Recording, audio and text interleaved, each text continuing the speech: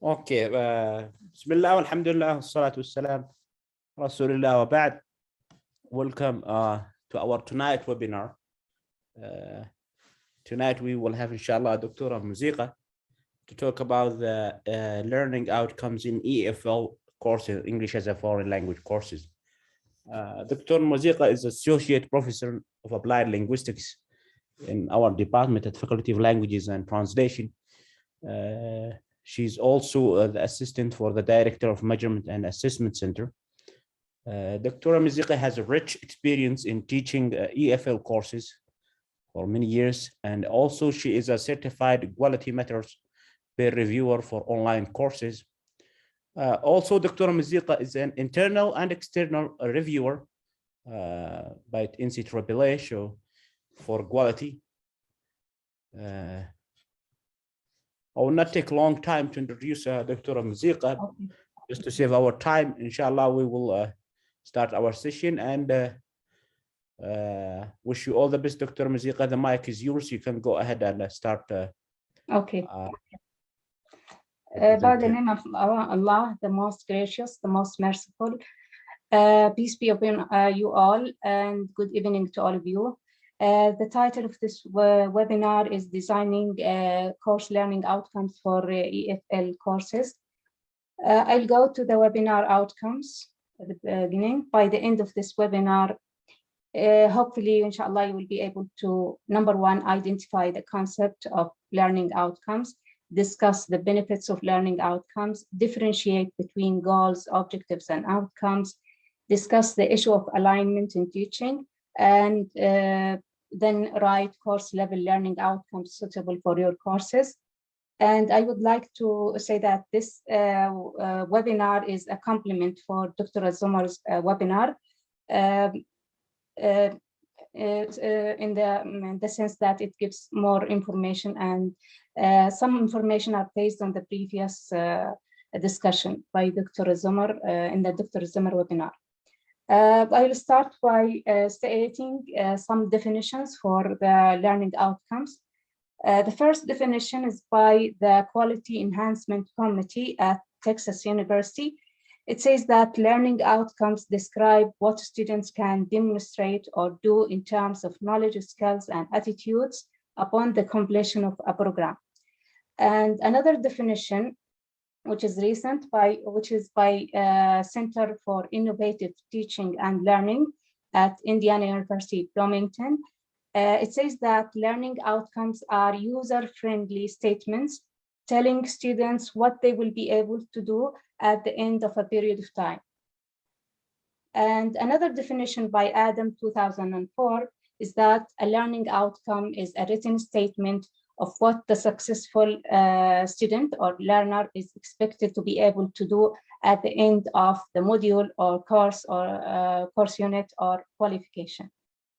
Now, our concentration in this webinar will be on our context, which is the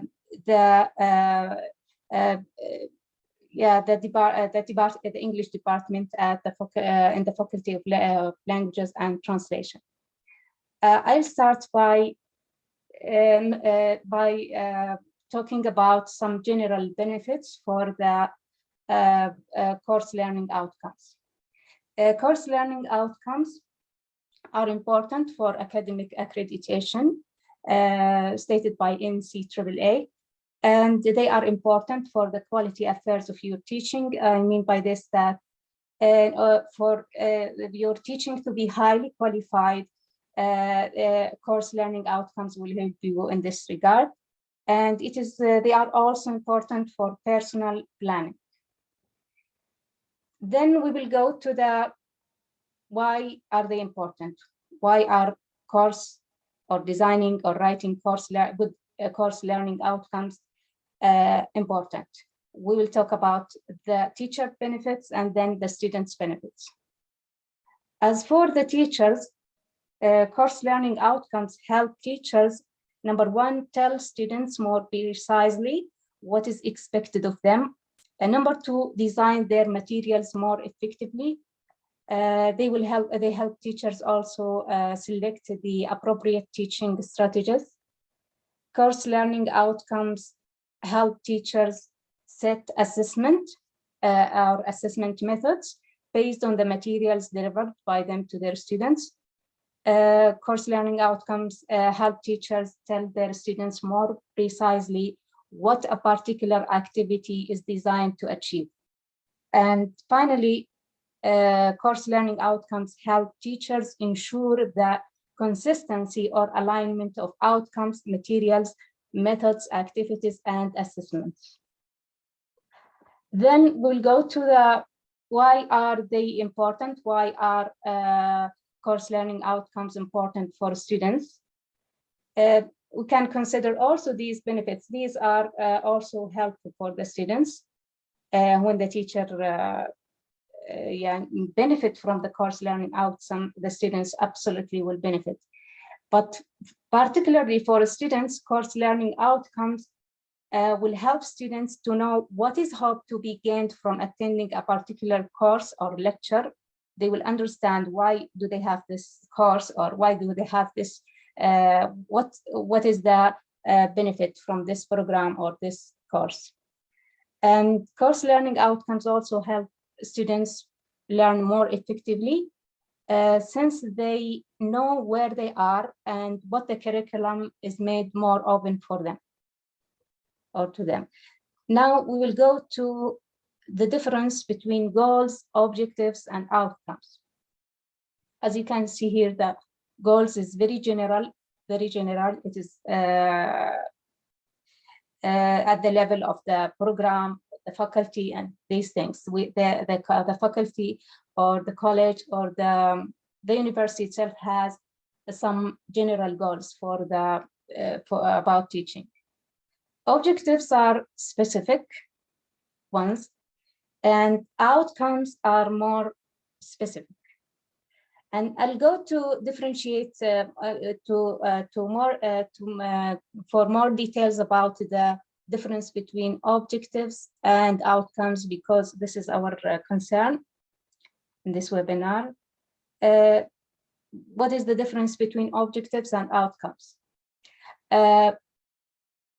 When I say course objectives, I mean that it is something related to the course itself. And when I say learning outcomes or course outcomes, I mean that I mean that it is something related to our students. So a course objective describes an intended state, which is what the course helps your students to do. But when I talk about a course learning outcome, it expresses the present or observed state, what your students will be able to do, or how your students will look like after the end of the course or the end of the program. Course objectives are general, more general than the outcomes, and they are open to more than one interpretation. So when we have an objective, we can have more than one interpretation for the objective. But the outcomes are specific, and they are not open to more than one interpretation. And as we have noticed in the examples, which were the authentic examples, which were mentioned on Saturday's webinar, we will understand that the outcomes should be specific, not very general. An example for this, it is taken from writing 3 or 4, I think, can say about the main objective of this course is to help the students write different kinds of essays. As you can notice here, it is general, and it talks about an intended state, and it is related to the course itself. So the main objective of this course, for example, is to help the students write different kinds of essays, and I can have more than one interpretation for this, so it is general. But when I want to write course learning outcomes for this course, I'll say by the end of this course, I'll address my students, you will be able to, number one, write a narrative-free paragraph essay identify the structure of 3-paragraph essays, use suitable cohesive devices for writing a narrative 3-paragraph essays. And we can have more than this, taken from the same main objective. And now I'll move to the core idea of this webinar, which is how to write or how to design course learning outcomes for our courses, for our context. Okay, in the Faculty of Language and Translation. Depending on the examples, the rich examples that have been discussed last Saturday, I came up with these characteristics of good course learning outcomes, which we should put in our minds while designing or writing them. Number one, our course learning outcomes should be topic related or content related. You should relate when you write the course learning outcome, it should be related to the topic of your course. It should be related to the content, and that relationship should be clear. The second thing is that it should be domain related. So it should be related to the domain, whether it is knowledge or an understanding, whether it is a skill, whether it is about the values and attitudes. Number three, which is very important, the course learning outcomes. Good course learning outcomes are measurable. They can be measured, and they are specific, and they also should be concise and clear. So these are these 6 characteristics are the characteristics of good course learning outcomes, which we should put in our minds while writing them in our course specifications. A seventh characteristic, which is very, very important, is alignment. So here we have 6 good characteristics of course learning outcomes. And the 7th characteristic, which is extremely important, is that the good course learning outcomes should be aligned with, number 1, the program learning outcomes. Number 2, they should be aligned with the course objectives. Number 3, they should align with the content, the materials, the resources. And then they should align with the teaching strategies, methods. They should also align with your activities throughout the semester. They should align with your assessment tools or assessment methods. So in order to put it to remember it, I put it in the form of an abbreviation. For the 6, it is, now we have here 6 letters, TDMSCC plus aligned with 6. So they are 6 letters plus aligned with 6. Here I mean that they should be topic related or content related. They should be domain related. They should be measurable, specific, concise, and clear. And they must be aligned with these 6 ones, 1, 2, 3, 4, 5, 6, which then this is very important. When we start writing our course, our outcomes for our courses, we should put these 4 criteria in our minds. So there are 4 criteria to consider while designing our course learning outcomes. The first criterion is that is about the students. Who are my students? Who are my target audience while teaching? So here in the new, I have read the new BA plan.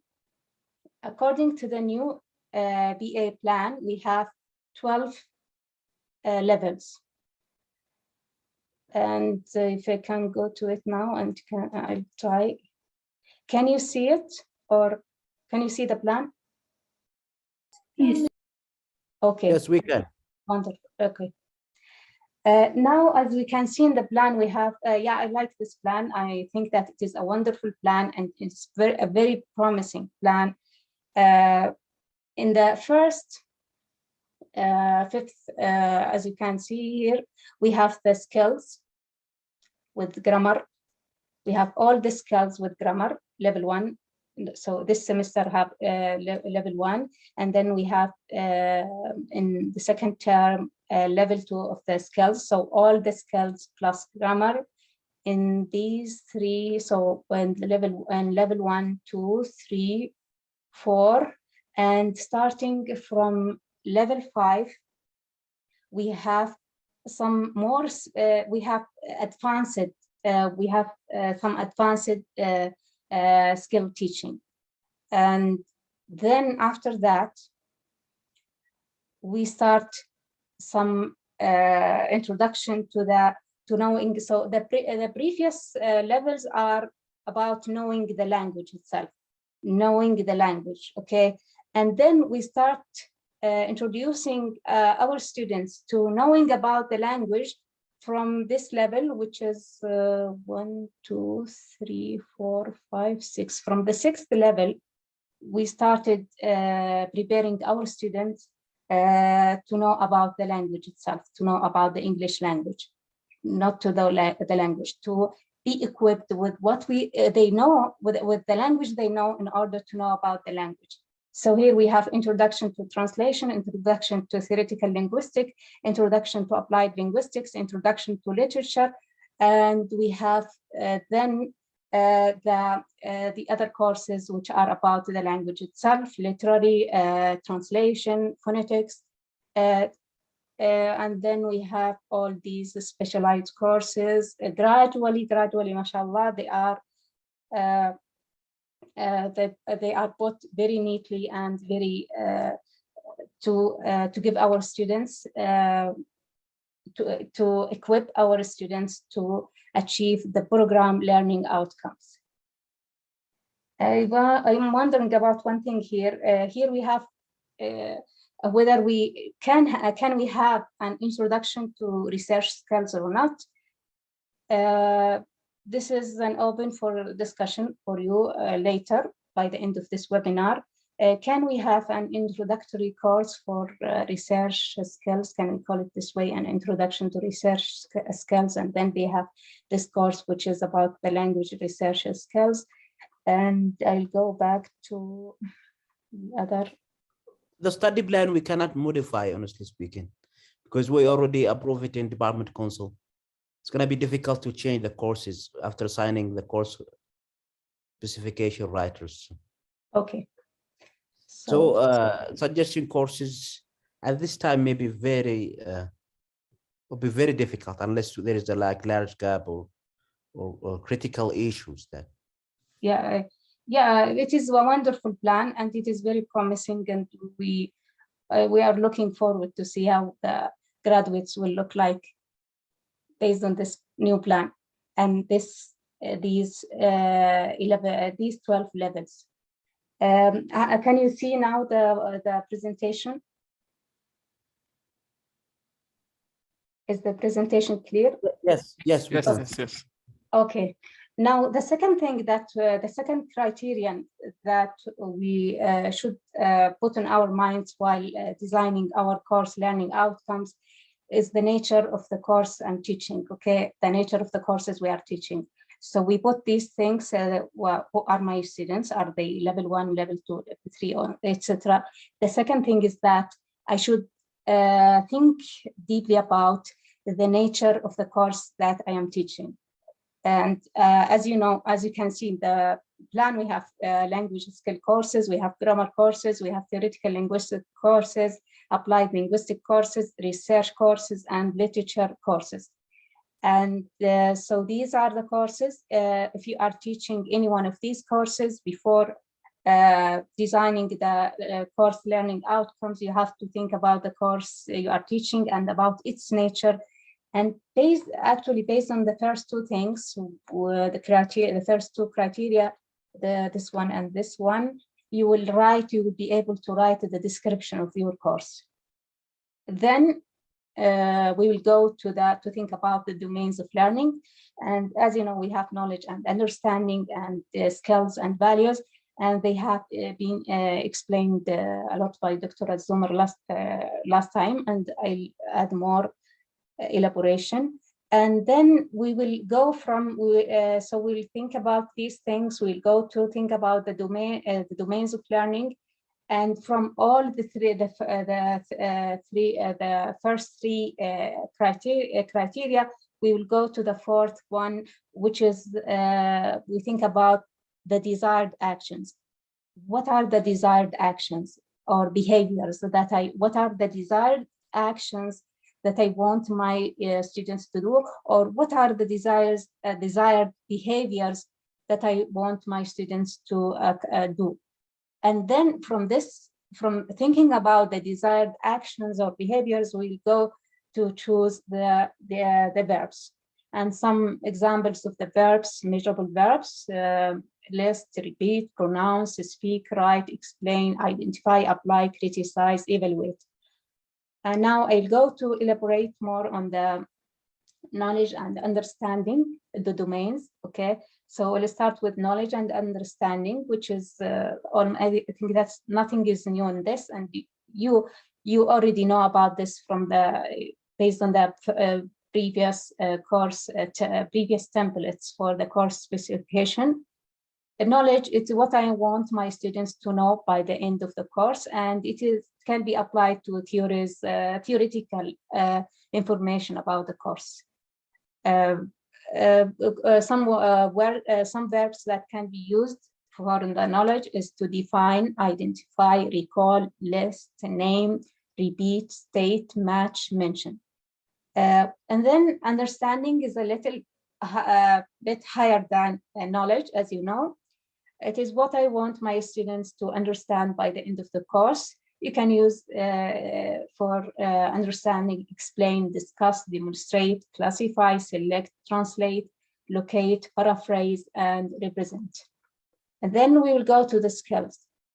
We have, as Dr. Zamar said, we have three types of skills. We have cognitive skills, which comes, if you remember Bloom taxonomy, which comes after the understanding, so after knowledge and understanding. All these can be, the other skills can, the other verbs or the other domains can be considered as cognitive skills. So when I talk about cognitive skills, I mean what I want my students to apply, what I want my students to analyze, what I want my students to evaluate, what I want my students to create. So some possible verbs to be used for this, for cognitive skills is apply, solve, use, interpret, differentiate, relate, compare, contrast, execute, implement, distinguish, analyze, classify, evaluate, appraise, argue, defend, judge, criticize, and create. And I wrote here create ideas, because what I mean by this is to create ideas, not create a piece of writing, or it is to create ideas, new ideas, okay? Because it is something cognitive. When I go to the practical skills or motor skills, I can use speak, read, write, pronounce, create. Create, it is to create, for example, a piece of literature and something like that, I think. And all what I am saying now is open to discussion by the end of the webinar, okay? And then we have linguistic, numerical, and communication skills and IT skills. Of course, the communication, linguistic skills, I mean, communication skills when they are for example, in the speech workshop, when they are able to communicate information, a large piece of information in a correct way. And IT skills to use the computer, design, PowerPoint presentation, etc. And then we will go to the values and attitudes. I add attitudes because I think that these examples, they have something about attitudes. So this is, values is how what are the beliefs that you have about things, about yourself or about others. But when you say attitudes, there is I think that there is an overlap between them, the two. And when I say attitudes, I mean, what are your attitudes towards your colleagues, for example, attitudes towards yourself that you believe that you can learn, or can attitudes towards other people. So when values leads to attitudes. Okay, so you have specific values, you have some beliefs, and these beliefs, some attitudes are based on these beliefs. So I can say from these examples that some of them are attitudes and some of them are values. Okay, so here, and about the responsibility, autonomy, that autonomy and responsibility. Autonomy is something which is, yeah, it can go under the attitudes. Responsibility is also something about, yeah, it is, it is between values and attitudes. Okay, so to be clear more, I put some examples of values and attitudes needed for our program graduates. So by the end of the program, or by the end of even in a course, yeah, we even need them in our students before they graduate.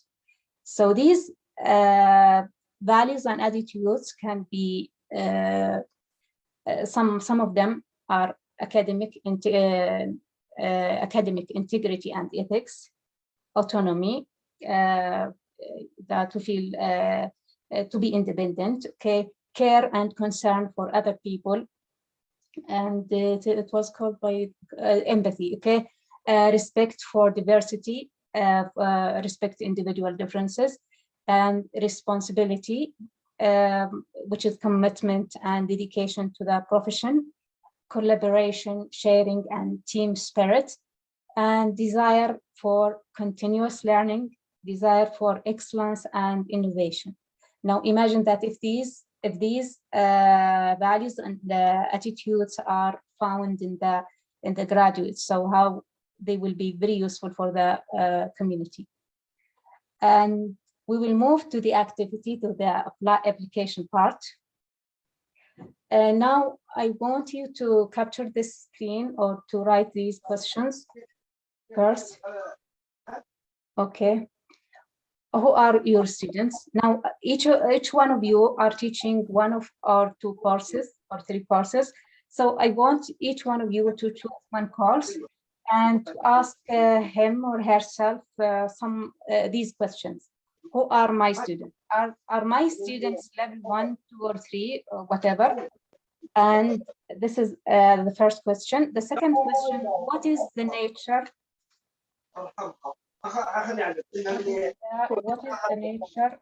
What is the nature of my course?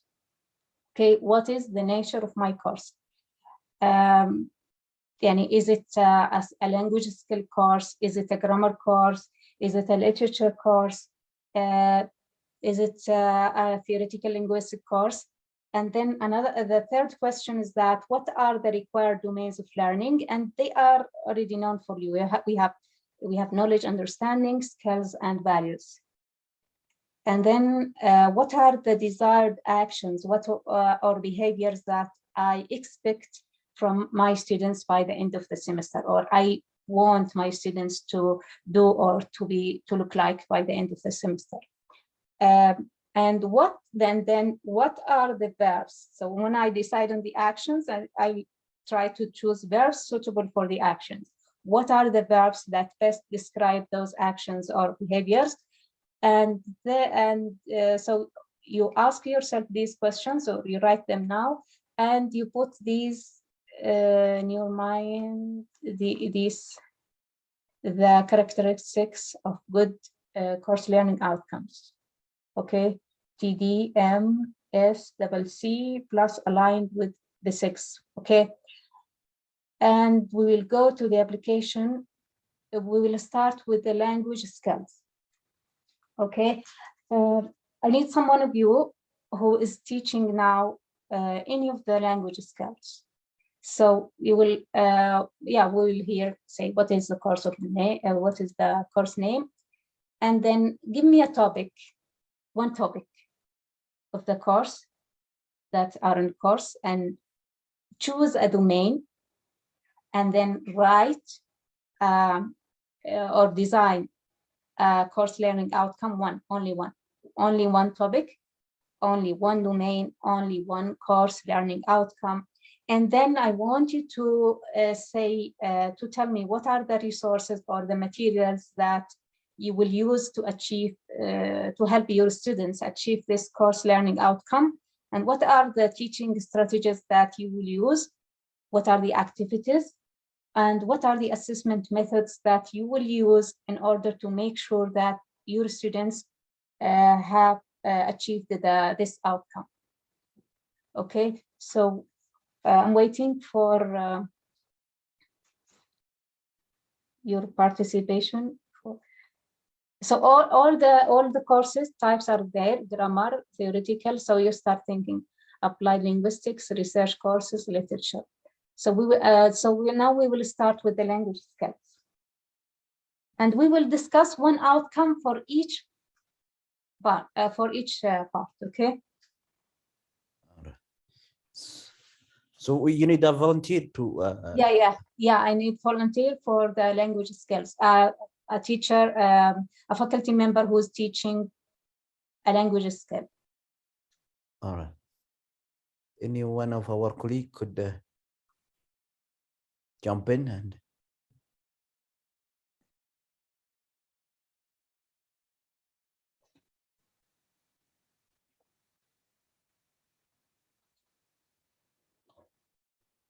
Yeah, we can start with another grammar. So we have language skills, we have grammar, theoretical linguistic courses. Yeah, we can go regardless of the order: applied linguistic courses, research courses. Yeah. So if there are no volunteers for the language skills, we will postpone till we find. So, Assalamu alaikum wa rahmatullahi wa barakatuh, Dr. Mazeegha. Wa alaikum assalam wa rahmatullah. I think, okay, so you can go, Mr. Muhsin, but I'm now teaching study skills, but I taught writing one before. So if no one who's currently teaching writing one, I can help. But here is Dr. Muhsin. He wants to volunteer. Okay, you can do it together, Dr. Iman and Dr. Mahsen, together. Okay, not a problem. Since you have the experience in teaching the course, writing one, right? Yes, I taught it a couple of years ago. So describe the basic components of a paragraph. That's the course learning outcomes. The topic is descriptive paragraph. Descriptive, okay.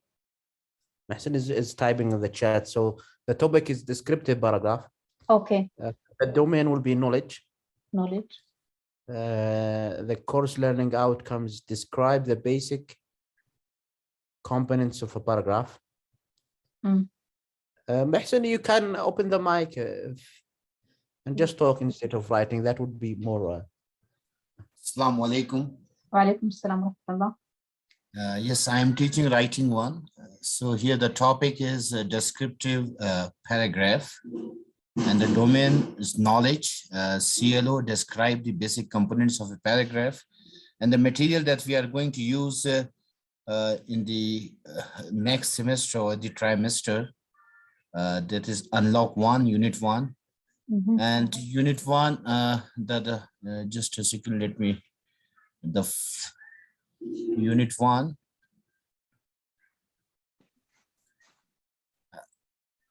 This is about, right, first we'll Miss teach here from the Unit 1, the contents there, write descriptive sentences. First, we will give them descriptive sentences, then we'll ask students to write a profile of their family. So the material will be the textbook, right? The textbook, online resources that come with the textbook. Yes. Any PowerPoint or handouts? Yes, there will be handouts. Okay. So these all materials and resources. Yes. And teaching strategy will be there. A scaffolding approach I will use there. Mhm. And there will be many activities based on the descriptive writing. At the end, I will in the assessment method will give them quizzes, and as well as in the exams, will give them descriptive. Will give them a situation, a context. Then the students will write. Yes, that would be. So they will write a descriptive paragraph. Yes, Okay. for example, I'll give them as assessment. I will give them a picture, and I'll ask them to describe this picture. For example, like this. Okay, that's fine. Dr. Iman, you want to talk about this? Because, mashallah, language skills take a lot of time in our program. Yes, Dr. Iman? I can give something. So if, for example, I want to teach my students how to write an argumentative paragraph or an argumentative essay, so we need to, students will be able to the skill. I want to focus now on the domain of skills that students will be able to write an argumentative paragraph about a familiar controversial issue, for example. This is will be the skill. Now, how I will teach it? So we can use brainstorm about controversial topics. We can give them a first example, then we can brainstorm as a class about this issue, and then we can talk about the two sides for the issue, this will be a class discussion, oral discussion, and we write on the board the opponents and the proponent and the opponents for the two sides of the issues. Then we can give them model writing, a model paragraph, and then we can analyze it, guide them to analyze the text, how about it was supported, what is the controversial issue, how it is organized, and the structure of that paragraph, or if I am teaching essays, for example. And so after we analyze it, so we learn then about the structure. So it's like a backward process. So then I teach them about how to structure. We analyze the structure of the model, and then I can guide them to we can give them or from the topics that about the controversial topics that they brainstorm. So students can work in pairs to brainstorm ideas about the controversial topic, what is their thesis statement, or what is their topic sentence about this issue, and then they start to look at so which type of organization they need to follow to discuss this issue and to argue, and what is their main points that they need to support, and how to use pieces of evidence, examples, details, and yes, so they can make search to support this issue. And then students work, of course, this will take so many classes till they have many drafts, and they can peer check for themselves. So at the end, they will be able to write an argumentative paragraph about familiar controversial issues. This is in the early courses. Then when if in higher level, they can write about complex controversial issues or topics. So okay. Thank you, Dr. Iman. Now, Dr. Mohsen, Dr. Mohsen, domain is knowledge, okay? Your domain is knowledge. So you cannot say that by the end, you cannot, if your domain is knowledge and you want to relate that domain to the assessment, you can ask them some question, you can give them multiple choice or something. I know that writing is a skill, but you said that your domain is knowledge, okay? If your domain is knowledge, we want to relate the course learning outcome with the domain. And here you say that the clue, so the topic is for Dr. Mohsen, the topic is descriptive paragraph. Okay, yes. the topic, and the domain is knowledge. It is not skill. The domain is knowledge. So you want them to know about, to have a theoretical background about the descriptive paragraph. Okay, not to write. So this is gradually. So you start with giving them. You want them to know about the knowledge, to know about what a descriptive paragraph is and how it looks like, what is the structure, and so on. And in this case, you cannot say at the end of when you align this with the assessment methods, you cannot say that you will ask them to write, because it is knowledge domain. You can give them questions. You can give them in the exam. You can give them a descriptive paragraph and ask them to to describe it, to say where is the introduction, and so on. Okay. So You mean the assessment? Yeah, in the assessment. Yeah, in the assessment. What about CLO? Is CLO is okay? This CLO is describe the basic components of a paragraph. Yes. Is this CLO okay? Yeah. And in order for you to know whether they were able to describe the paragraph, describe the descriptive paragraph well, you can give them a paragraph in the exam, or you can ask them about the components. But when you say that you will, if you ask them in the exam to write a descriptive paragraph, it is skill, not knowledge. Got my idea? Yes, thank you very much. I have a question. It's really confusing now because I don't get it. Because I found like describe, read, and write sometimes listed as a knowledge. Where is it? I would like to add something, if you allow me, Dr. Mazeegha. Skills. Where is it? Maybe. Yes, I would like to add something to what you have been talking about regarding writing one, if you allow me. Okay. So I'll send you a link now in the chat. I can open that here, and if you click on it, okay, it's a Bloom taxonomy, and they say knowledge, the category knowledge, recall, data, or information, and then the keywords. There is a count, define, describe, identify, label, list, match, name, outline, point, quote, read, recognize, record, reproduce, select, state, and write. This right is different. This right is different from the other right. This right, it means this right which is with knowledge is not to apply to write a paragraph. It is to write something. It's to write the main, for example, components of the paragraph. It's to write the general structure of the paragraph. Okay, this is not the same skill. Okay, it is writing some knowledge. Writing. Yes. Okay. Can I add something, Doctor? Okay.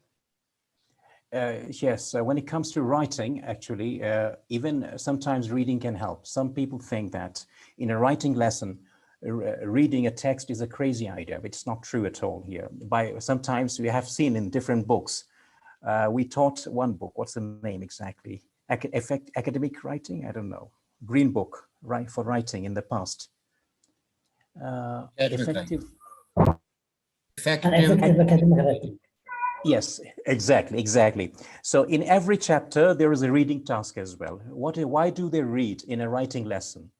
They want to have a model. They want to know what a paragraph looks like, what an essay looks like. As far as knowledge is concerned, I think this kind of task may help. Reading a passage, not for understanding, just to get an idea about what an essay looks like or what a paragraph looks like. That's what I wanted to say. Thank you. Okay, thank you. Now we will go to grammar courses. Grammar 1, 2, 3, or 4. And we will follow the same. Any topic, any domain, one clue, one course learning outcome. Grammar courses. Who's teaching grammar?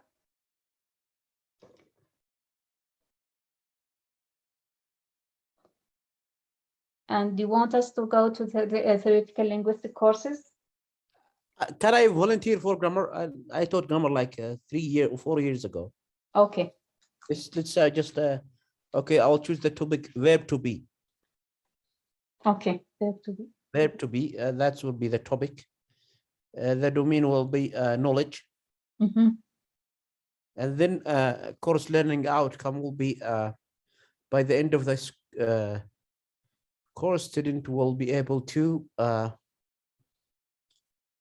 okay, let's say understand Knowledge or understanding. Mm. So understand, we cannot use it with knowledge. No, it is a little bit different. Knowledge is something which is understanding is higher. Doctor, usually they would say demonstrate understanding. And this is with the knowledge, because understanding is part of the process of learning. Okay. So understanding, this is part of, so when we learn, we understand. So it's part of the process of learning. So instead of just saying understand, so we will tend to say demonstrate understanding of, or demonstrate knowledge of. Or distinguish, maybe distinguish. Yes, distinguish, explain, describe, yes. But it is identify as well, identify.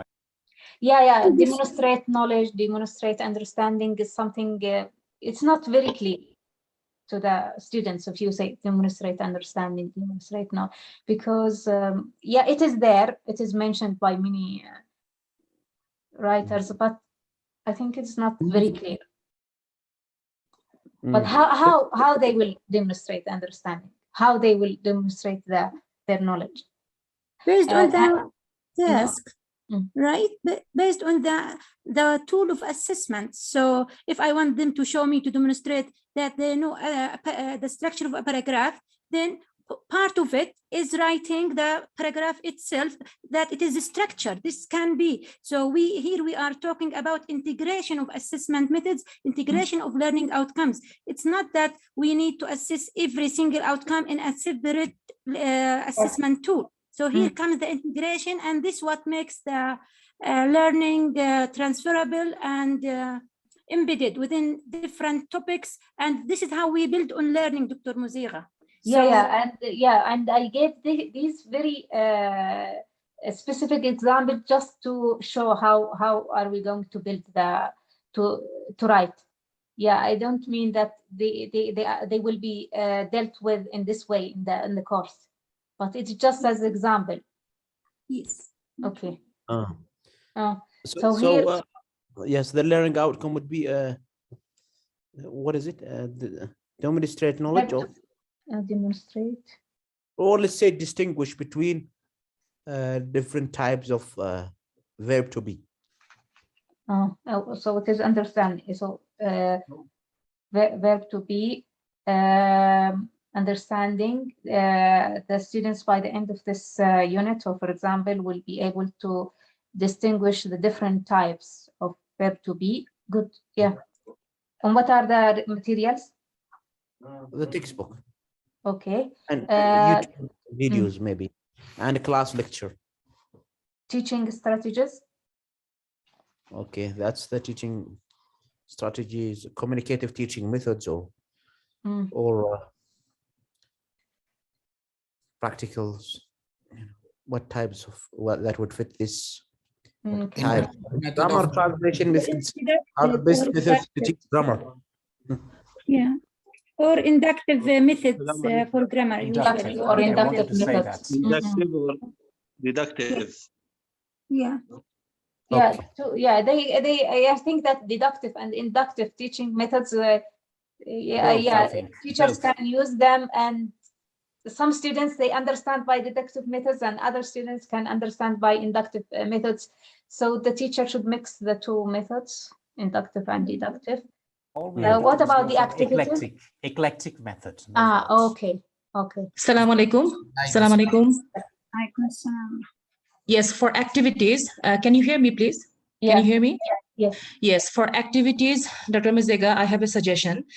For activities for grammar, I would suggest that along with the grammar exercises, which we ask the students to solve, there should always be a written activity. Okay, that means whatever we are teaching, they should always have some practical application of it. As Brother Adil has said that, there should be reading incorporated, okay? So if possible, because we have 3 hours for the grammar courses. So if possible, a short passage on reading, and then of course the grammar exercises incorporated with writing activities. Without writing activities, yes, it's not possible for students to apply anything. They just do the MCQs or the true false, or just some fill in the blanks. So that is learning in isolation, the grammar structures. So this writing activity should always be incorporated. Thank you. Okay, thank you. Okay, Well here, said. Well said. assessment methods. If the domain is understanding, what could the assessment understanding of the verb to be? What could the assessment methods be? Maybe multiple choice exam Yeah. or quiz. Okay.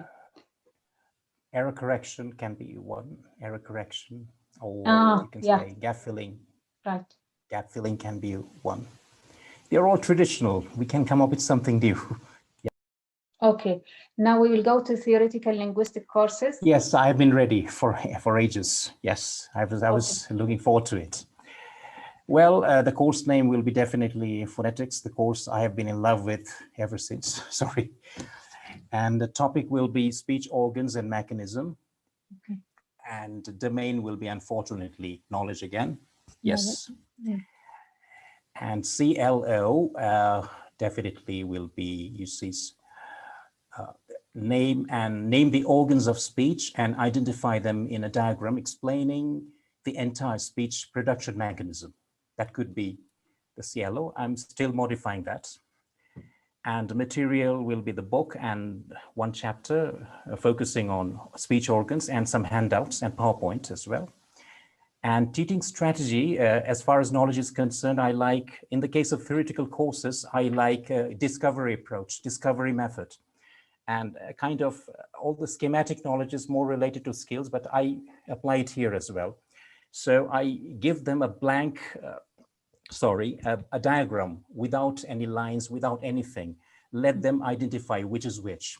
So they can use their existing knowledge. And definitely, as they are doing phonetics, their mind is not a blank sheet of paper. They know something. So I use their knowledge, first of all, before I give them a real picture from the book. The discovery approach is my favorite one. And that's it. Okay. The assessment methods will be assessment method, a picture with labeling a diagram can be okay. Labeling. Yeah, fine. Okay. Yes. Yeah, it goes together. So the topic will be, it is knowledge, and I can see alignment in your example. Okay, yes. Thank you. Very good. Thank you. Doctor. Yeah, thank you. Applied linguistic courses. Assalamu alaikum. I can volunteer, yeah. Okay. Can you hear me? Yes, yes. Okay. Can say topic error analysis. Okay. And the domain, we can say skills. And CLO can be analyze the second language learners' performance errors. Materials. So the course learning, what is again the course learning outcome? Analyze the second language learners' performance or errors, we can say. Okay. Fine. Materials, the topic of error analysis, or there is a chapter in applied linguistics. Okay. Teaching strategies can be oral discussion and demos. Okay. Activities, nice. And maybe we can give them a passage with errors to classify and identify the errors. And classify and categorize according to the error analysis methodology. That is to identify, classify, and so on. So pieces of yeah, they will see which contains some errors and they will analyze. Yeah. Okay, the activities. Assessment methods.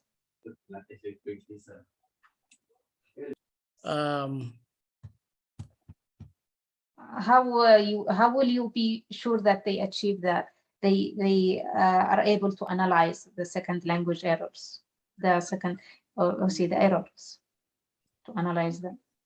Assignments. Yeah, some extra activities, assignments, maybe observations also.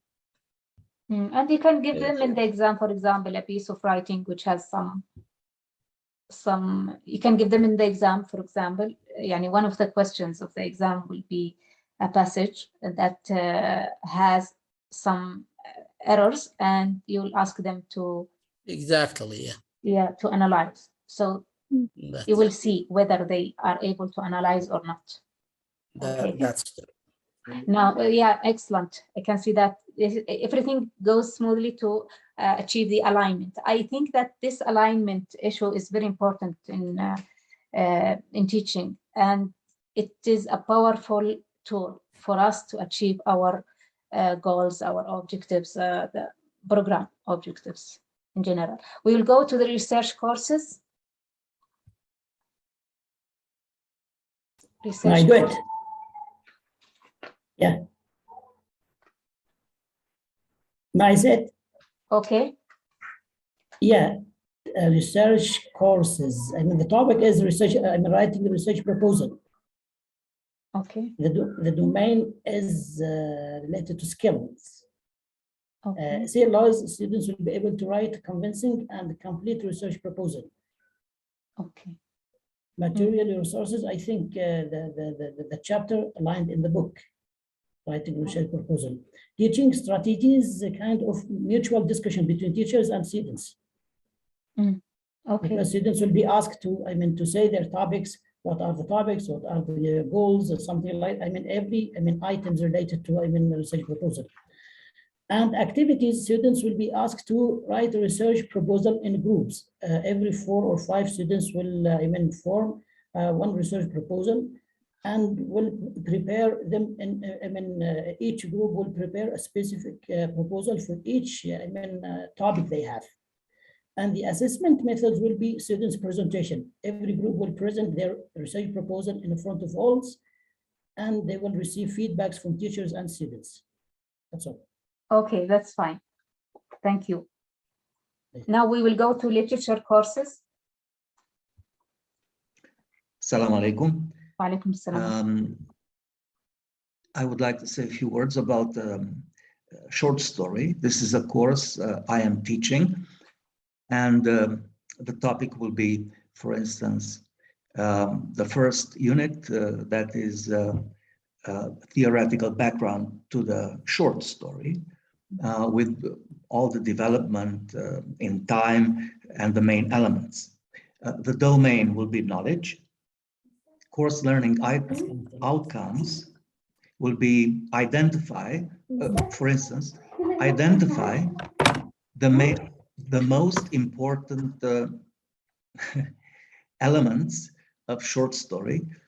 And here we refer to, of course, characters, plot, point of view, themes, symbols, motifs, and so on. Regarding materials, I'm thinking about not just the textbook, that is good, but also some materials that I have prepared to help the students.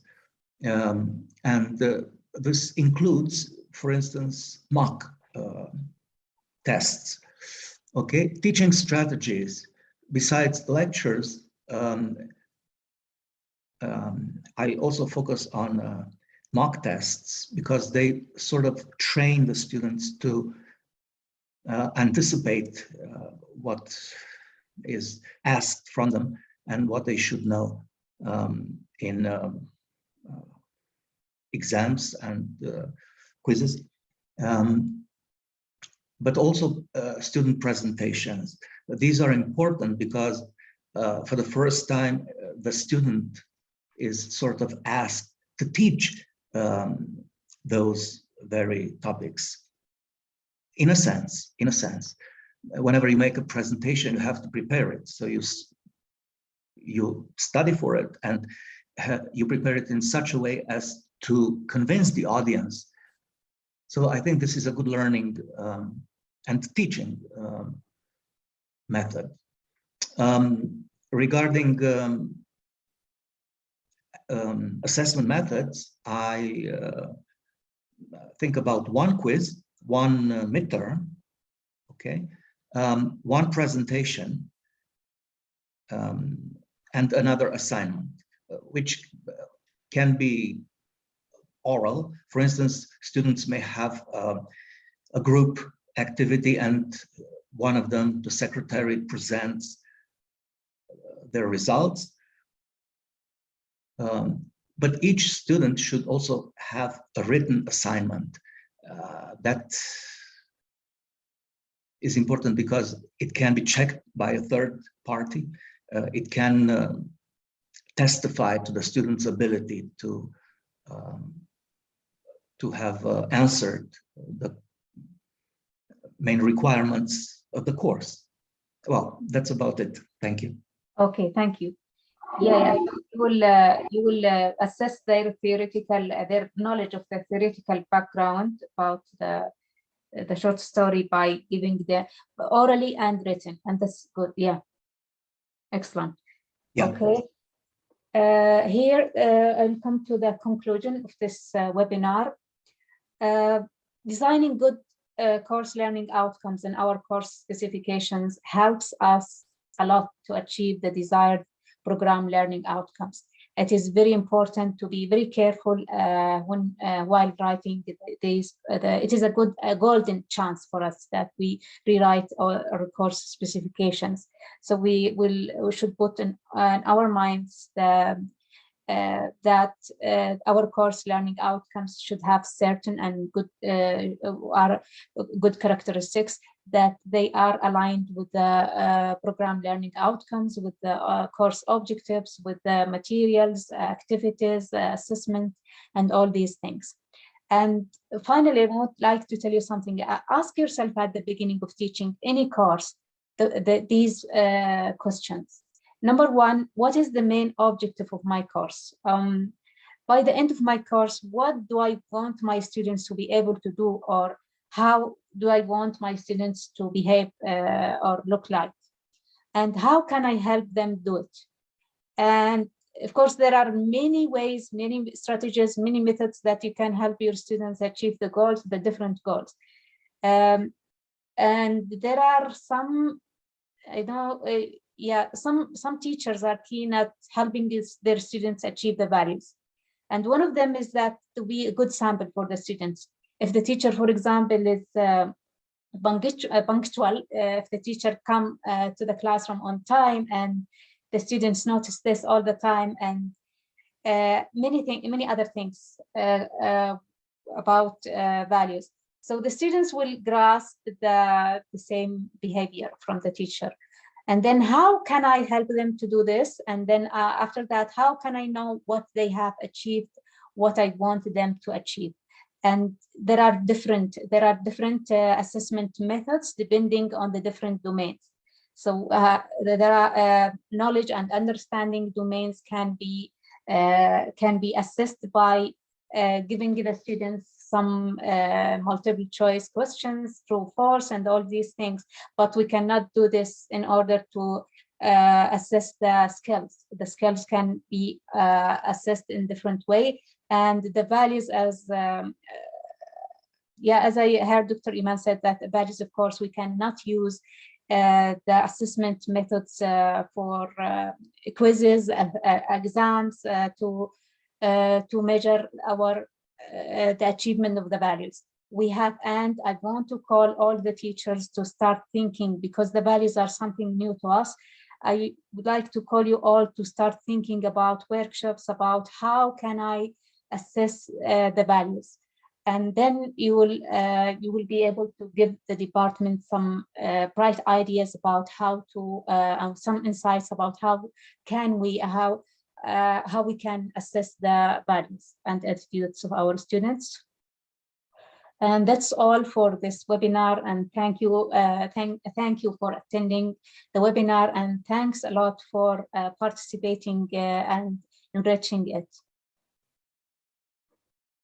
Any questions? Thank you, Dr.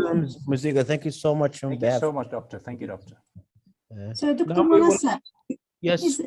are there please a couple of minutes to comment based on what Dr. Mazeegha said? So, Yes, go ahead, about Dr. regarding the learning outcomes and the difference between them and the program goals and objectives. So we can fix the issues very early. So in the program specification, so there are issues with the knowledge domain where it says— Doctor, we will fix that folder. I'm Okay. just so Okay. we will fix it tomorrow. We will have meeting with Dr. Zumar. Okay. We need to not to Okay. change the target of that objective, but just paraphrasing, the verb. So it looks like knowledge rather than, but we will not change the target, which is, for example, if it's targeting skills, it will still targeting skills. So when you align it to skills or literature, but we will modify the verb. If you are available tomorrow morning, Doctora, we can also have you in that meeting. Not a problem. Yeah, I am available, inshallah. Inshallah. So, Okay. Okay. Thanks. Thank you. Any questions? There's a question I Yes, think. Dr. Munassar, please. Can I have a question? Yes. Doctor, just the first question is that can now the learning outcome should be very specific. It is more specific than the objectives. Now, can it be complex? I mean, can it contain many verbs? Let me just mention, for example, the learning outcome mentioned by brother Muhammad Adil in phonetics. Now, I noticed that there are many verbs in the CLO. I mean, if you can say it, and Dr. Mazeegha can comment on that, whether we can have many verbs in the learning outcome or not. This is the first thing. The second thing, can Dr. Mazeegha, for example, now all the examples that were given by our colleagues were on, knowledge and skill. I mean, can you please, Dr. Mazeegha, take any one of these areas and give us an example of a value? I mean, a CLO that is in the domain of value. Thank you very much. Okay. What is that outcome about phonetics? Can you remind me? Yeah, Mr. Muhammad Adil can say it, please, if possible. Which one? The one I the one you mentioned. You mentioned in about activity. In the activity. In the activity. Yes. Yes. Okay, I have it here right now. At the moment, I'm reading it out for you. So name the organs of speech and identify them in a diagram explaining the entire speech production mechanism. What do you think? So name, identify, explaining. Now you please. It's quite difficult to use one verb sometimes. That's what I thought anyway. Let's see. We're still modifying it. Yes, Dr. Mazeegha, what have you got to say about it? Name, identify, and explain. So is it related to the same organs you have? The same? Absolutely, yes.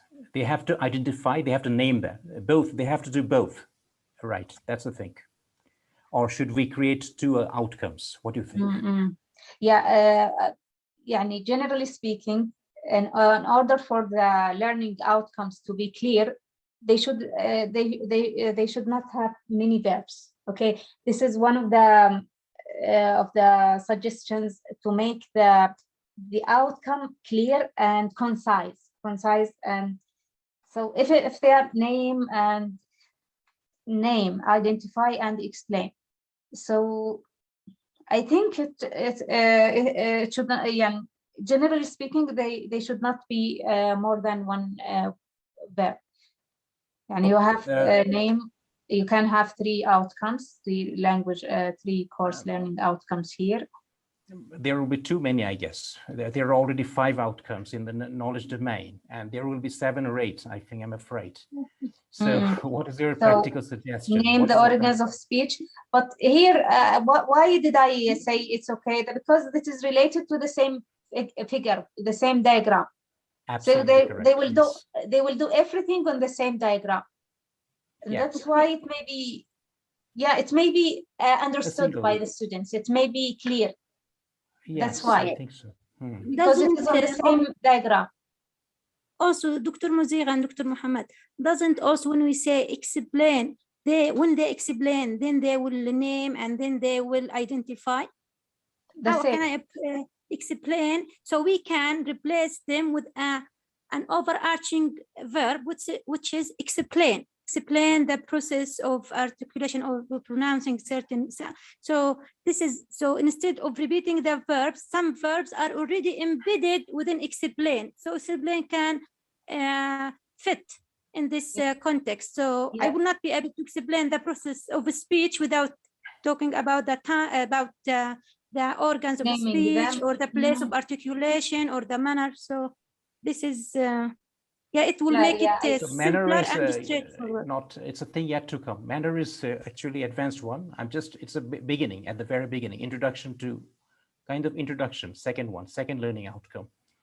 So it's about the speech organs and how they work. That's it. But Dr. Muhammad, yes, please.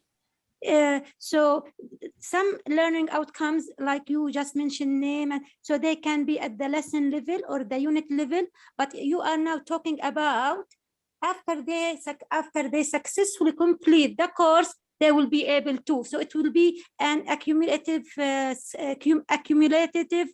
skills and knowledge. So don't look at the lesson itself, but look at the end of the course after they finish like 10 units on this course, and what they will be able to know and but the small ones, yes, they can be written at lessons or unit level. So that's fine. So for example, in the first unit, you can just ask them to name to name them or to identify, name and identify. I think that they are the same. We can use identify. It gives the same meaning. But later, I mean, there overlap, kind of, yes. Naming, name. We can remove the verb name, I think, perhaps. Then instead, we can use identify. Identify the organs of speech, we can say, right? What do you think? Yeah. And then later, after the 3rd unit or the 4th unit, they will be able to explain, as Dr. Iman said. They will go gradually. So we can split. I can split it into 2, right?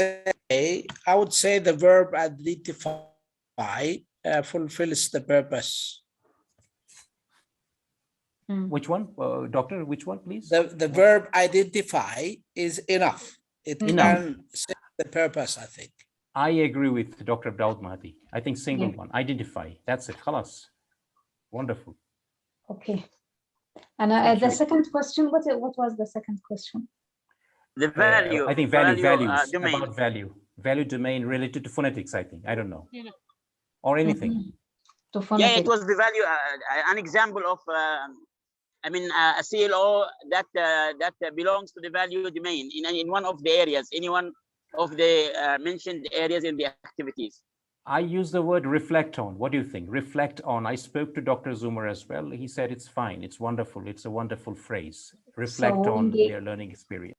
No, I'm not talking about you, Brother Adil. I just want Dr. Mazeegha to give us an example. No, I understood that. I'm just sharing. I'm just sharing. Yeah. Yes. For any of the courses, any type of the courses, you can ask the students to work in groups, okay? And you can put, you can design or write a very يعني I mean a rubric, and that rubric, in the rubric you will see how, and you can watch them while working in groups, okay? I shared something in my workshop, I think, Dr. Mazeegha, I shared something. It's available on the website. Okay. It's LRC where I conducted a workshop regarding how to reduce stress. During that, I shared a form actually in the group as well. Yeah, good. Working in, you can give them assignments in any type of the courses. You give them assignments and you ask them to work in groups. When they work in groups and you watch them while they are presenting together in the classroom in front of your eyes, you will watch how they look like in the you will watch, you can go to a safe assignment to check their academic integrity and ethics. You can, as far as yeah, yes, you please, can carry on, please. You can notice how autonomy they are while presenting in front of you. You can see how far they care for one another. Okay. Yes, and doctor. can, yes, doctor. Yeah, yeah. As So far as number one, groups, working in groups, giving research related papers. In research, you can checking safe assignment to see. Responsibility, commitment, dedication to the profession. You can see how far they come to the presentation. Some students do not come to the presentation, although they are involved. You will discover from that incident that those students are, if they don't have any, those students are not very responsible, or they come to the presentation late and they do not help other students in the presentation. Okay, collaboration, sharing, and team. You will notice while teaching the students, especially in face-to-face classrooms, you will notice how far they collaborate. You will notice how they share, how they in the discussion, classroom discussion, and you will when they work in groups, you will notice how far they have team spirit. Sometimes I gave my students. This is before coronavirus. I gave my students, I asked them to work in groups, and I asked them to choose one leader for each group. And the leader will, in front of my eyes, the leader should hold meetings with the other students, and they should write the meeting. So distribute the tasks, write the meetings. Plan the student A will do something, the student, and this is their leader, okay? And everything is clear, will be clear for you. I would like to say something, Dr. Mazeegha, please. Yes. Yes, when it comes to measuring values, I think, yes, group assignments, they help to some extent, but it's not very easy for the teacher to monitor everything. It's quite difficult, even if it's a group assignment. But in this case, a survey is a good idea. A survey with rubrics, which I designed. It's easy for the instructor to measure, kind of Likert scale or Likert scale, whatever you say. So it can help, I think. Surveys, yeah, observation. Dr. Khairia might say something. We should give her the floor, I think. Okay. Yeah. Hi. Good evening, everyone. Good evening. Thank you very much, Dr. Mazeegha, for the session. Very helpful examples and very informative session indeed. Now, my question is regarding the terminology that we will use in forming our objectives and outcomes. So how we as a beginner, I'm talking about myself, and I know a lot of my colleagues are, so as a beginner CS writer, how we may know the suitable terminology. 5 minutes ago, you were just examining the suitable word or term, let's say. Is it examine or describe or explain? So we're not familiar. I'm talking about myself. I'm not familiar with the cross specification writing and which suitable term that I might use for learning outcomes and objectives. So I don't know. So is the course specification will be reviewed after because this is very serious, I know, and the plan is wonderful as you have just stated, Dr. Mazeegha, very promising, lot of important and interesting courses. So I'm just asking, is the course specification or other course specification will be reviewed after we finished writing and forming the all the elements of course specification? Dr. Munassar can answer this question. Yes, Dr. Khairia, thank you for this comment. Yeah, yes, we will Thank you. We will try to review them, but it would be difficult for the committee to review maybe 50 or more than 50 courses. But we will try to review and form some, on a committee with experts to just review the learning outcomes and what textbooks has been used, because that's very important. So we will do a review, but I'm afraid it's not maybe like that review that will be extensive. I see. But we will try. If there is any volunteer, of some colleagues, that will be the best thing. Because sometimes the experts are busy with other stuff when we ask them to review. Then some colleagues complain, say this is too much work to do. We cannot do it. Sometimes it's good to give ideas, but sometimes you need someone to volunteer and work on it.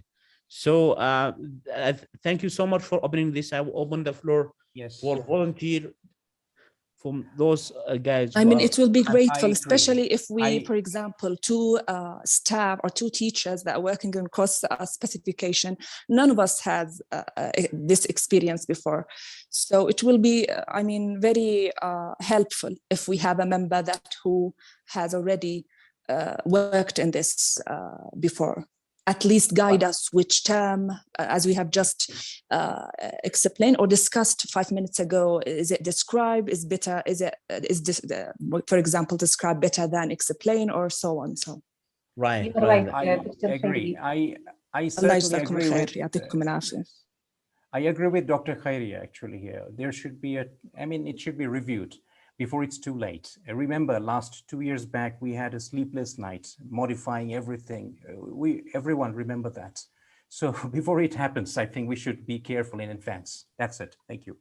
Yeah, and I sorry, but I remember that one of the course I reviewed. That was a nightmare. Speech workshop. Yes. Yeah, I remember that. So speech workshop, the suggested book was something about how to write a research paper, which is so irrelevant to the, I hope, inshallah, this will not happen for this new plan, but I mean, it's always a good idea to have a reviewer or double check after everyone. You are right, Dr. Khairia. I know that most of the teachers are not instructional designers. Okay, of course, the course specifications should be done by two groups of people, instructional designers and subject matter experts. And I now, after this discussion, I suggest that if Dr. Munassar can seek the help of instructional designers, and we are a subject matter. We have limited number. I could just name maybe 3 or 4 or 5 of colleagues that, like you, Dr. Mazeegha, Dr. Iman, Dr. Abdul Wahid al-Zumur, Dr. Hassan Jashan, the quality matters, the quality and Dr. Fadi, the program coordinators. So, and Hassan Castello. So this group, maybe then the one who have been trained or knows about quality documents and choosing the right verb, maybe one of things they are more expert than any other person. So maybe we will form this committee of 6 people: Dr. Iman, Dr. Mazeegha, Dr. Abdul Wahid al-Zumur, Dr. Hassan Jashan, Dr. Fadi, and Hassan Castello. Yeah, it's okay. It's okay. Internal. But internal if we have review. external instructional designers, those who are instructional designers, not reviewers. If we have one instructional external instructional designer who can review, it will be great. Well, our document will be sent to reviewer by the unit, what you call curriculum and study plan unit at the university level. They will send the whole file, the program specification and program courses specification and all other required documents to reviewers. You know, but me, I will not be able to do it because, you know, they have to pay money for these reviewers to do their, they will ask money, and unfortunately we have nothing like the budget to do. So the university, when I look at the process and how to approve the study plan, they will send the file to external reviewer. But before that, we need this internal committee to, you know, sometimes some things like very clear, doesn't need, you know, international expert to identify. With the expert of colleagues, we can identify it. And, you know, most of the group I've mentioned, they have, you know, strong background about, you know, course specification writing and program specification writing and good quality. Yes, Dr. Munassar, please. So I'm sure that some of my colleagues did not pay attention to the document you sent via Tawasul about English programs learning outcomes. This is a very, very valuable resource when it comes to writing learning outcomes. This document, so this is based on all English programs offered in Saudi Arabian universities, and they classify them based on the field of the language, of the English language, whether linguistics, morphology, syntax, writing, grammar, so many different courses, and they list for each of these courses, which we share many of them, a number of learning outcomes at course level. So these are excellent examples that we can also utilize when we write our learning outcomes. This is really important resource. If you can highlight it, Dr. Munassar, and send it again, please. So just that document, it has so many valuable information. So it will make it very easy for anyone. If I want to write about speech workshop or morphology or syntax, I can. So I will get a great idea of the possible verbs that I can use and the context and the content and the topic. So it will make their job much easier. I know sometimes we overlook things, but this is why I believe this is a very helpful resource. Yeah, thank you, Dr. Iman. I would like also to reassure them, the teachers who are right now writing course specifications. You are the teacher of the course, and you know more about, you are the one who knows a lot about the nature of your course. So it is logically, and it can be easy for you as a teacher to design the course learning outcomes. So if you understand the nature of your course, it will be very easy for you to gather all the other information to match them. I am available for anyone who needs any advice, and we can discuss and talk. So okay, me too. And this is my email. Okay. Thank you. So I will send this document, which is PA programs learning outcomes.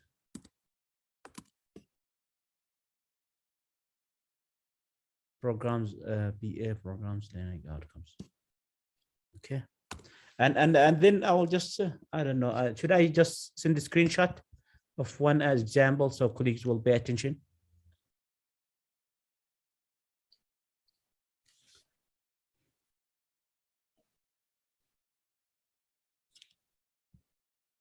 Okay. Okay, now I send it to the group again. I'll open the file and just choose, for example, syntax. Well, one of my colleagues, he said it is you know, he's complained about these learning outcomes and say it doesn't fit with just only knowledge and there is no skills. And Dr. Iman? Dr. Iman? Modify. Yes, I am checking them now. No, some of them are excellent, to be honest. No, here we have, yes, some of them are at knowledge, but they can give you some idea of what verbs we can use for this topic, for example. But some of them are excellent, like they have analyze, they have apply. So some, depending on the courses, like the syntax one is excellent one. The syntax course. It has classify, identify, analyze. Page number 14. Apply. There's apply, analyze. And analyze, and analyze, to analyze, analysis skills. Yeah. So, but at least, Doctor, you can get examples of the verbs that that you can use. Like here we have interact politely. This is related to values by manipulating tools of politeness theory. So demonstrate knowledge of a, so we have, some of them are excellent. Some of them, of course, they need modification. Doctor, last comment, if you allow me, please. And Dr. Mazeegha, now we have more than one course with like more than one grammar course, more than one writing course. It's really important for the course writers to pay attention to the progression of learning from grammar 1 to grammar 2 to grammar 3. So the program, each course builds on the previous one. And this is how knowledge is built, and this is how skills are acquired. So from simpler to more complex and to more complicated skills. So this is important. And here we would require coordination. So when I look at writing 1, I need to see how writing 2, how it builds on writing 1, and on writing 3, how it builds on writing 2. And the complexity of the topics, the complexity of skills needs to be very clear. So this is really important for the coherence of the program and the robustness. Inshallah, colleagues who will do the skills, you know, we signed a group to write one skills together. And also we will use materials. We will use Alloc, which is built on Bloom taxonomy. So these materials will help colleagues, because the way they build this series is based on Bloom taxonomy. And also it was aligned to the European Common Framework and IELTS score. Yeah, so the outcome of each course will be very clear for us in terms of which level the student will achieve in IELTS after finishing one level. All the important documents in the form of zipped email, dear doctor. Okay. Okay. So I need to send also all the documents. Okay, then colleague reply I'm just reading the WhatsApp group comments. Okay, as I mentioned, we will extend the deadline. So it's not next Sunday, it will be on Wednesday. So you can have more time to discuss and review the course specification. And inshallah, tomorrow morning, we'll have meeting to finalize the learning outcomes of the program. And inshallah, we'll send you the final version tomorrow. Any more questions? Okay, thank you so much, Dr. Mazeegha. On behalf of my colleagues, you have done a great job and well-organized presentation, an engaging one. We learned a lot. Thank you so much. We appreciate it. Thanks for your attendance, all of you. And thanks for your discussion. The discussion is what makes it very rich and very useful. Thank you, Doctor. And I call other teachers to present on particular topics. So how, for example, assessment align with how, in more specific workshops. I call for more specific workshops these days, because they are very needed here for the course specifications writing. Right. That's the floor is open. Any colleagues have any idea or presentation, please contact me. Please contact me and we can arrange time. Okay, thank you. I'll stop Thank you. recording. And